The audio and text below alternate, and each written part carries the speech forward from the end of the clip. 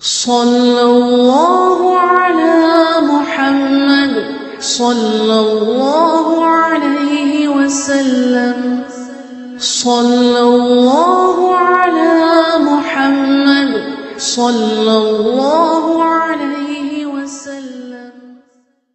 ആവശ്യമായ സൗകര്യങ്ങൾ ചെയ്തു കൊടുക്കണം. വിദേശ രാജ്യത്തൊരു ദിവസം ഒരാളെ കൂടെ ഇങ്ങനെ വണ്ടിയിൽ പോകുമ്പോൾ അയാൾ എന്നോട് പറഞ്ഞു, നിങ്ങൾ പ്രത്യേകം ദ്വാരക്കണം. എന്തിനാ? അപ്പൊ ഇയാൾ പറഞ്ഞു, ഞാൻ ഭയങ്കര ദ്വാരക്ക് ജാപത്തുള്ള ആളായല്ല കൊണ്ടല്ലോ കേട്ടോ. ദ്വാരക്കാൻ പറയുന്നത് ഏതെങ്കിലും നിങ്ങളെ പോലത്തെ നല്ല മൂമിനികളുടെ സദസ്സിന് ദ്വാരനായി ജാപത്തിട്ടു എന്ന് വെച്ചിട്ട് അള്ളാഹു നമ്മൾ എല്ലാ ദ്വാരക്കും ജാപത്ത് തരട്ടെ. അപ്പൊ ഇയാൾ ദ്വാരക്കണം പറഞ്ഞു. എന്തിനാണ് ചോദിച്ചപ്പോ അയാൾ പറഞ്ഞു, അയാൾക്ക് ഭാര്യനെ വിദേശത്ത് കൊണ്ടുവരണം, ഭാര്യനെ വിദേശത്ത് കൊണ്ടുവരണം. ഞാൻ ജയനെന്താ തടസ്സം? അപ്പൊ ഇയാൾ പറഞ്ഞു, ഉമ്മനെ ഞാൻ ആദ്യം 3 പ്രാവശ്യം ദുബായി കൊണ്ടുവന്നു. അപ്പൊ ഉമ്മാക്ക് പെങ്ങന്മാര് വളർന്നു, അവരെയും കൊണ്ടുവന്നു. അങ്ങനെ 3 തവണ പെങ്ങന്മാരെയും അതുപോലെ ഉമ്മനെയും കൊണ്ടുവന്നു. അടുത്ത തവണ ഞാനൊന്ന് എന്റെ ഭാര്യനെ കൂട്ടട്ടെ എന്ന് ചോദിക്കുമ്പോ ഉമ്മ പറയുന്നു, എന്നെയും കൂട്ടണം പെങ്ങന്മാരെയും കൂട്ടണം, എന്നാ ഭാര്യനെ കൂട്ടാ. അങ്ങനെയാകരുത്. ആ നിലക്ക് അവൻക്ക് അവന്റെ ജീവിതത്തിൽ സന്തുഷ്ടമായ കുടുംബ ജീവിതം ഉണ്ടാകാൻ വർഷത്തിൽ ആകെ 3 ദിവസം ലീവേ അയാൾക്ക് കമ്പനിയിൽ നിന്ന് കിട്ടുകയുള്ളൂ. അങ്ങനെ നാട്ടിൽ വരാൻ കഴിയാത്ത സാഹചര്യത്തിൽ പോലും ഉമ്മാനോട് സമ്മതം ചോദിക്കുമ്പോ കൊടുക്കാത്ത ഉമ്മമാരാകരുത്.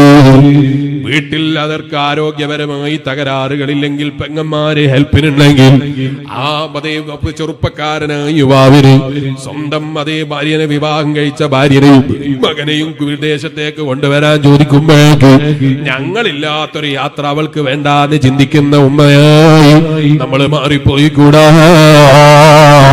അവന്റെ ഹറാമുകളിൽ നിന്ന് തടയിടാൻ അവൻക്ക് ഹലാലുകൾക്ക് സമ്മതം കൊടുക്കുന്ന ഉമ്മമാരാകണം. വിദേശത്ത് പോവാന്ന് അതൊരു തെറ്റാണ്. ഭാര്യനെ ഇങ്ങോട്ട് വിദേശത്ത് പോയിട്ട് കറങ്ങാനാന്ന് ചിന്തിക്കുന്ന വാപ്പയും ഉമ്മയും ആകരുത്. സൗകര്യമുണ്ടെങ്കിൽ അനുവദിച്ചു കൊടുക്കാനുള്ള മനസ്സ് വേണം. ആരോഗ്യമുള്ള കാലത്തെ അവർക്ക്, എനിക്കും എന്റെ ഭർത്താവിനും ആരോഗ്യമുള്ള കാലത്തെ അവനിക്ക് അവന്റെ ഭാര്യനെ കൊണ്ടുപോകാൻ കഴിയുകയുള്ളൂ. അതുകൊണ്ട് ആരോഗ്യമുള്ള സമയത്ത് സമ്മതിച്ചു കൊടുത്താൽ ആരോഗ്യമില്ലാത്ത കാലത്ത് അവർക്ക് തണലേകും എന്ന് ചിന്തിക്കാനുള്ള മനസ്സ് ബാപ്പമാർക്ക് വേണം, എന്ന് ചിന്തിക്കാനുള്ള മനസ്സ് ഉമ്മമാർക്ക് വേണം. അതുണ്ടാകുമ്പോഴാണ് അവർക്കും നമ്മളോട് സ്നേഹമുണ്ടാകുന്നത്. കൂടുമ്പോൾ ഇമ്പമുള്ളതാകണം, കൂടുമ്പോൾ മുള്ളു കോർത്തതുപോലെ ആയിക്കൂടാ. അടുക്കുന്നതിനനുസരിച്ച് പ്രയാസം, വിഷമം അങ്ങനെ ആകരുത്. അടുക്കുന്നതിനനുസരിച്ച് സന്തോഷം കിട്ടുന്ന കുടുംബങ്ങളായി നമ്മൾ മാറണം. കൂടുമ്പോൾ ഇമ്പം അധികരിക്കുന്നതാകണം. കൂടുമ്പോൾ അടിയാണ്, കൂടുമ്പോൾ പ്രശ്നമാണ്, സംസാരിച്ച പ്രശ്നമാണ്, എന്തെങ്കിലും പറഞ്ഞ പ്രശ്നമാണ്. അങ്ങനെയുള്ള ജീവിതമാകരുത്. അവിടെ സമാധാനം ഉണ്ടാകൂല. മറിച്ച് കൂടുമ്പോൾ ഇമ്പം കിട്ടുന്നതാകണം. അതിന് പരസ്പരം ഉൾക്കൊള്ളാനുള്ള മനസ്സ് വേണമെന്നാണ് ഞാൻ പറഞ്ഞത്. അഭിപ്രായ ഭിന്നതകൾ ഉണ്ടാകാം. അഭിപ്രായങ്ങൾക്ക് ചിലപ്പോൾ പലതിലും അഭിപ്രായ ഭിന്നതകൾ ഉണ്ടാകാം. പക്ഷെ എന്റെ അഭിപ്രായം മാത്രമേ ശരിയുള്ളൂ എന്ന് വിചാരിക്കുന്ന ചിന്താഗതിയാകരുത്. ഞാൻ പറഞ്ഞത് മാത്രമേ ശരിയുള്ളൂ എന്ന് ചിന്തിക്കുന്ന ചിന്താഗതിയാകരുത്. ഞാൻ പറയുന്നത് ശരിയാകാൻ സാധ്യതയുണ്ട്, അവൻ പറയുന്നത് ശരിയാകാൻ സാധ്യതയുണ്ട്. അവൻ പറയുന്നതിൽ എന്തെങ്കിലും ഒരു ശരിയുണ്ട് എന്ന് തോന്നുകയാണെങ്കിൽ അവനിക്ക് അതുകൊണ്ട് പ്രത്യേകമായ ഗുണം കിട്ടുമെന്ന് തോന്നുന്നുണ്ടെങ്കിൽ അനുവാദം കൊടുക്കാനുള്ള മനസ്സ് കാണിക്കലാണ് പക്വത എന്ന് പറയുന്നത്.